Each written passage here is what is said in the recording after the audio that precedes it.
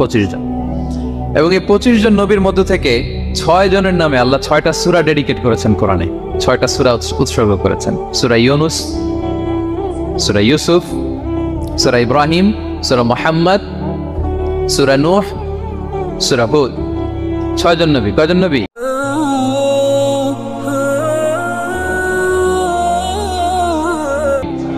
6 নবীর নামে আল্লাহ তাআলা 6টা সূরা ডেডিকেট করেছেন। এবং এই যত নবী আল্লাহ তাআলা পাঠিয়েছেন সব নবীর উপর ঈমান আনা আবশ্যক। It's compulsory to believe in every messenger sent by Allah subhanahu wa ta'ala. To validate our faith, আমাদের ঈমানটাকে প্রিজার্ভ করার জন্য সব নবীর উপর আমাদের ঈমান আনতে হবে। সব নবী। আমরা যে ঈমান আনি, ঈমানে মুফাসসাল, যেখানে 7টা বিষয়ের উপর বিস্তারিত ঈমানের যে ঘোষণা আমরা দেই, আমরা তো বলি যে ঈমান একটা মুজমাল আর একটা কি মুফাসসাল। ঈমানে মুফাসসালে 7টা বিষয়ের প্রতি ঈমান আনতে হয়। আমানতু বিল্লাহি ওয়া মালাইকাতিহি ওয়া কুতুবিহি, তারপরে ওয়া রুসুলিহি, পাইছেন? ওয়াল ইয়াউমিল আখিরি ওয়া বিল কদরি খাইরিহি ওয়া শাররিহি মিনাল্লাহি তাআলা ওয়াল বা'সি বা'দাল মাউত। এই 7টা বিষয়ের উপর বিস্তর ঈমান আমাদের আনতে হয়। এই 7টার মধ্যে রাসূলদের ব্যাপার আছে না নাই? রাসূলদের উপর ঈমান আনতে হবে। যদি না আনি তাহলে আরকানুল ঈমান পূর্ণ হলো না, আমার ঈমান পরিপূর্ণ হবে না। তাহলে রাসূলদের উপর পূর্ণাঙ্গ ঈমান আনা এটা আবশ্যক। এবং এই সকল নবী এবং রাসূলদের একটাই ধর্ম ছিল। ধর্মটার নাম কি? সবাই বলুন, কি নাম? সবার একটাই ধর্ম, সব নবীর একটাই ধর্ম। কারণ আল্লাহর কাছে মনোনীত ধর্ম কয়টা? একটা। ইন্না দীনা ইনদাল্লাহিল ইসলাম, আল্লাহর কাছে মনোনীত একটাই ধর্ম, সেটা হচ্ছে ইসলাম। এই যে ইহুদি বলে, নাসারা বলে, এগুলো ধর্ম না, এগুলো বংশ, গোষ্ঠী, জাতির নাম অনুসারে নামকরণ করা হয়েছে। যেমন নাসারা এসেছে, ঈসা আলাইহিস সালামের মা মারিয়াম ফিলিস্তিনের নাসিরিয়া শহরে জন্মগ্রহণ করেছেন। নাসিরিয়া, ওইখান থেকে আসছে নাসারা। ইয়াকুব আলাইহিস সালামের 10 ছেলে, এই 10 ছেলের মধ্যে থেকে এক ছেলের নাম হচ্ছে ইয়াহুদা। এই ইয়াহুদা থেকে এসেছে ইহুদি। কিন্তু সব নবীর ধর্ম একটা। আওয়াজ করে বলুন তো সবাই, সেটা কি? ইসলাম। সবার ধর্ম একটা ছিল ইসলাম। বিষ্ণু ইসলাম বলে ওয়াল আম্বিয়াউ ইখওয়াতুন লিআল্লাতিন, সেই বুখারীর বর্ণনা, নবীগণ হচ্ছে একে অন্যের বৈমাত্রেয় ভাইয়ের মতো। বৈমাত্রেয় ভাই মানে মা ভিন্ন কিন্তু বাবা এক, এরকম হয় না? ধরেন আমার বাবা যদি একাধিক বিয়ে করে, তো প্রত্যেক স্ত্রী গর্ভে যদি সন্তান আসে, তো আমরা সবাই তো ভাই, কি বলেন? কিন্তু মা ভিন্ন। মা কি? তবে বাবা এক। নবীদের দৃষ্টান্তটা এরকম, আল আম্বিয়া ও ইখওয়াতুন লিআল্লাত, নবীরা হচ্ছেন বৈমাত্রেয় ভাইয়ের মতো, তাদের মা ভিন্ন কিন্তু বাবা এক। বিষ্ণু ইসলাম বলেন উম্মাহাতুহুম শাত্তা ওয়া দীনুহুম ওয়াহিদ, তাদের শরীয়ত, তাদের বিধিবিধান এটা ভিন্ন ভিন্ন, কিন্তু তাদের দিন কি?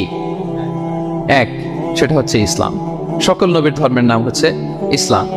যেমন ইব্রাহিম আলাইহিস সালামের ব্যাপারে আল্লাহ তাআলা বলেন মা কানা ইব্রাহিমু ইয়াহুদিয়ান ওয়ালা নাসরানিয়ান ওয়ালাকিন কানা হানিফান মুসলিমা ওয়া মা কানা মিনাল মুশরিকিন। নবী ইব্রাহিম আলাইহিস সালাম উনি ইহুদিও ছিলেন না, নাসারাও ছিলেন না, উনি একনিষ্ঠ মুসলিম ছিলেন। কি ছিলেন? আল্লাহ নবী ইউসুফ আলাইহিস সালাম উনি সবসময় আল্লাহর কাছে দোয়া করতেন, আল্লাহ তাওয়াফানি মুসলিমান ওয়াল হিকনি বিসসালিহিন, আল্লাহ তুমি আমাকে মুসলিম হিসেবে মৃত্যু দিও আর সৎকর্মশীলদের সাথে অন্তর্ভুক্ত করে নিও। তো উনি মুসলিম না হলে এই দোয়া করতেন, আল্লাহ মুসলিম হিসেবে মৃত্যু দিও। সুলাইমান আলাইহিস সালাম রানী বিলকিসের কাছে একটা চিঠি লিখেছেন। এই চিঠি আবার পাঠিয়েছেন হুদহুদ পাখিকে দিয়ে। হুদহুদ পাখি ঠোঁটে করে এটা কামড় দিয়ে নিয়ে বিলকিসের রাজপ্রাসাদের ভেন্টিলেশনের ভিতর দিয়ে ঢুকে বিলকিস লাঞ্চ করে বিশ্রাম নিতেছিল, আর বুকের উপরে চিঠিটা রেখে ফুরুত করে উড়াল দিছে হুদহুদ। খুলে দেখে অদ্ভুত এক চিঠি, ইন্নাহু মিন সুলাইমান ওয়া ইন্নাহু বিসমিল্লাহির রহমানির রহিম।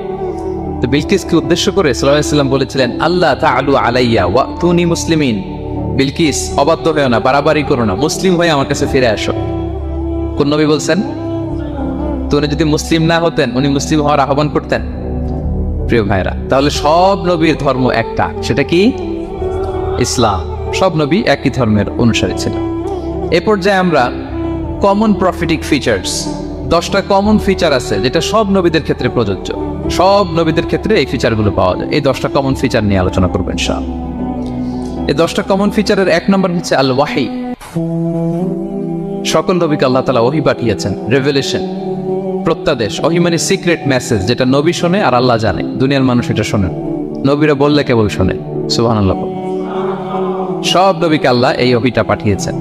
জিবরাইল আলাইহিস সালাম মারফত ওহী পাঠিয়েছেন অথবা সরাসরি কিতাব পাঠিয়েছেন কিংবা সহিফা পাঠিয়েছেন। আল্লাহ তাআলা ইরশাদ করছেন, ইন্না আওহাইনা ইলাইকা কামা আওহাইনা ইলা নূহি ওয়ান নাবিয়িনা মিন বা'দ। নবী নূহ আলাইহিস সালামের পরে সব নবীদের কাছে আমি যেমনি ওহী পাঠিয়েছি, আপনার কাছেও আমি এভাবে ওহী পাঠিয়েছি। সব নবীদের কাছে আমি এভাবে ওহী পাঠিয়েছি। সূরা বাকারার শুরুতে মুত্তাকিদের সংজ্ঞা দিতে যে আল্লাহ তাআলা বলেন, ওয়াল্লাযীনা ইউমিনুনা বিমা উনজিলা ইলাইকা ওয়া মা উনজিলা মিন ক্বাবলিক ওয়া বিল আখিরাতি হুম ইউকিনুন। মানে নবী হে, মুত্তাকি তো তারা যারা আপনার উপর যে কিতাব নাজিল হয়েছে এটার উপরও ঈমান আনে, ওয়া মা উনজিলা মিন ক্বাবলিক, এর আগে যত কিতাব নাজিল হয়েছে তার উপরও ঈমান আনে। তা আমরা যদি শুধু কোরআনের উপর ঈমান আনি হবে? তার আগে যত কিতাব, আসমানি কিতাব নাজিল হয়েছে এগুলোর উপরও ঈমান আনার দরকার আছে না নাই? বলেন বলেন। তাওরাতের উপর ঈমান, জাবুর, ইনজিল, সুহুফে ইব্রাহিম ও মূসা সবগুলোর উপর ঈমান আনতে হবে। তো এই ওহীগুলো আল্লাহ তাআলা নাজিল করেছেন। তাহলে এক নাম্বার কমন ফিচার হচ্ছে আল্লাহ তাআলা ওহী পাঠিয়েছেন, সব নবীকে ওহী দিয়েছেন। দুই নাম্বার ফিচার হচ্ছে same language of the people. নবীকে আল্লাহ তাআলা যেই জাতিগোষ্ঠীর কাছে পাঠিয়েছেন তিনি ওই জাতির ভাষাতেই কথা বলেছেন। ধরেন মালয় এলাকাতে যদি আল্লাহ নবী পাঠান আর ওই নবী যদি আরবিতে কথা বলে, তা আমাদের মালয়েশিয়ান ভাইরা বুঝবে? আচ্ছা, আরব দেশে যদি আল্লাহ একজন নবী পাঠান, ওই নবী ধরেন যে ম্যান্ডারিনে কথা বলে, চাইনিজ ভাষায়, আরবরা বুঝবে? চায়নাতে ধরেন আল্লাহ তাআলা এক নবী পাঠালো, সে ওখানে যে হিন্দি ভাষায় কথা বলে, চাইনিজ লোকেরা বুঝবে না।